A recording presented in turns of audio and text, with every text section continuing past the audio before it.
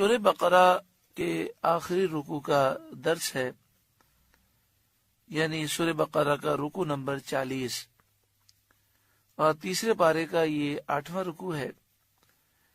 اس رکوع کا آغاز جس آیت کریمہ سے ہے وہ سورہ بقرہ کی آیت نمبر 284 ہے۔ اس رکوع میں 3 آیتیں ہیں۔ حدیث پاک میں یہ فرمایا گیا کہ یہ جو آخری آیتیں ہیں یہ بڑی اہمیت کی حامل ہیں کہ یہ آیتیں عرش کے نیچے جو خزانہ ہے اس سے عطا کی گئی ہیں۔ تفسیر خزائن العرفان میں لکھا کہ طبرانی اور بیہقی نے حضرت عبداللہ بن عمر رضی اللہ تعالی عنہما سے روایت کی کہ حضور علیہ الصلاۃ والسلام نے فرمایا، میت کو دفن کر کے قبر کے سرہانے سورہ بقرہ کے اول کی آیتیں اور پاؤں کی طرف آخر کی آیتیں پڑھو۔ یعنی جب کسی کا انتقال ہو جائے اور اس کی تدفین ہو جائے تو میت کو دفن کرنے کے بعد ہمیں یہ طریقہ سکھایا گیا کہ سورہ بقرہ کی ابتدائی 5 آیتیں مفلحون تک ہم میت کے سرہانے پڑھیں اور پھر سورہ بقرہ کا آخری جو رکوع ہے وہ میت کے پاؤں کی طرف کھڑے ہو کر پڑھیں۔ انشاءاللہ میت کی قبر میں نور برکتیں ہوں گی اور اللہ تعالی میت کو عذاب قبر سے محفوظ فرمائے گا۔ اسی طرح جو بچے حفظ کر رہے ہیں، اور ہم نے بھی بہت ساری چیزیں یاد کی بھی ہوتی ہیں لیکن بس اوقات بھول جاتے ہیں، تو اس کے لیے یہ طریقہ عرض کیا گیا تھا کہ روزانہ رات کو سونے سے پہلے سورہ بقرہ کی 10 آیتیں پڑھ کے سوئیں۔ 4 آیتیں سورہ بقرہ کی شروع کی ہیں اور 3 آیتیں آیت الکرسی اور اس کے بعد کی 2 آیتیں ہیں اور 3 یہ آیتیں ہیں۔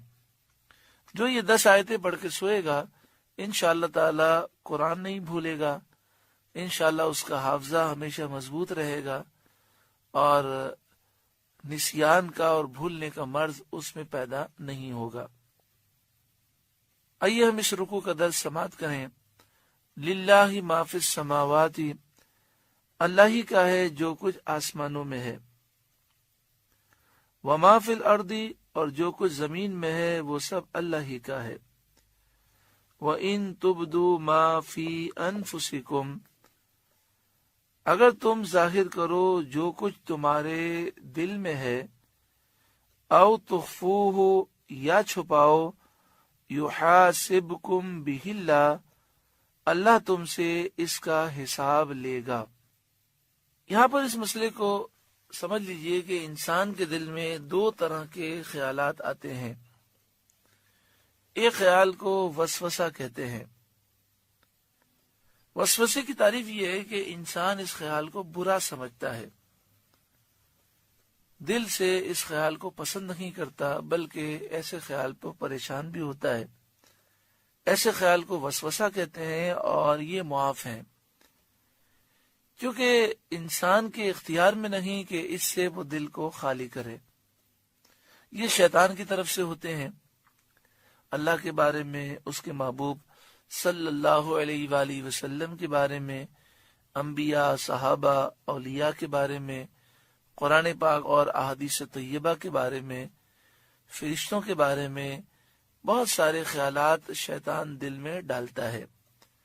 تو بڑی توجہ سے اس بات کو سمجھ لیں کہ اس پر کوئی گرفت نہیں ہے اور اس پر پریشان آپ نہ ہوں۔ یعنی اس لحاظ سے تو ہم پریشان ہوتے ہیں کہ اس خیال کو ہم پسند نہیں کرتے، لیکن بعض لوگ اس لحاظ سے پریشان ہو جاتے ہیں کہ اب میرے ایمان کا کیا ہوگا، پھر نمازیں چھوڑ دیتے ہیں۔ ہم نے پوچھا آپ نے نماز کیوں چھوڑ دی؟ تو وہ کہتے ہیں نماز پڑھتے ہیں تو وسوسے بہت آتے ہیں، قرآن کی تلاوت کرتے ہیں تو وسوسے بہت پریشان کرتے ہیں۔ وسوسے کو یوں سمجھیے کہ جیسے برابر میں آپ کے شیطان بیٹھا ہوا ہے اور وہ باتیں کر رہا ہے۔ اگر کوئی عام انسان بیٹھا ہوا ہو تو آپ اسے بھگا دیں گے، خود اٹھ جائیں گے، لیکن شیطان تو آپ کے خون میں دوڑ رہا ہے، آپ اسے دور نہیں بھاگ سکتے۔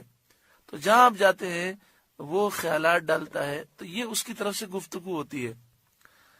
مثلا حدیث پاک میں نبی اکرم صلی اللہ علیہ وآلہ وسلم نے فرمایا کہ شیطان آتا ہے اور تمہیں کہتا ہے کہ آسمان کس نے بنایا، دل میں خیال ڈالتا ہے، تم فوراً کہتے ہو اللہ نے بنایا۔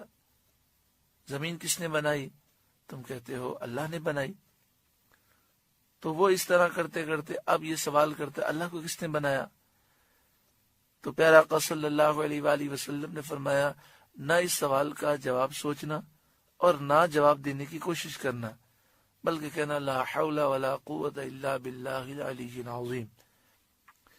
صحابہ اکرام علیہم رضوان نے یہ سوال کیا کہ ہمارے دل میں بسا اوقات ایسے خیال آتے ہیں کہ جن خیال کو بیان کرنا ہم پسند نہیں کرتے، اور ان خیالات سے اتنی نفرت ہے کہ یہ خیالات بیان کرنے سے ہم مر جانا پسند کرتے ہیں۔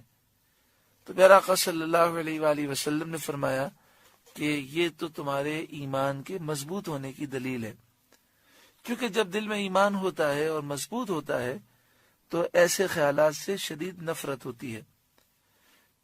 ہمارے پاس بہت سے لوگ ایسے آتے ہیں کہ وہ ان وسوسوں سے پریشان ہوتے ہیں، اور بسا اوقات وہ اتنے پریشان ہوتے ہیں کہ نفسیاتی مریض بن جاتے ہیں۔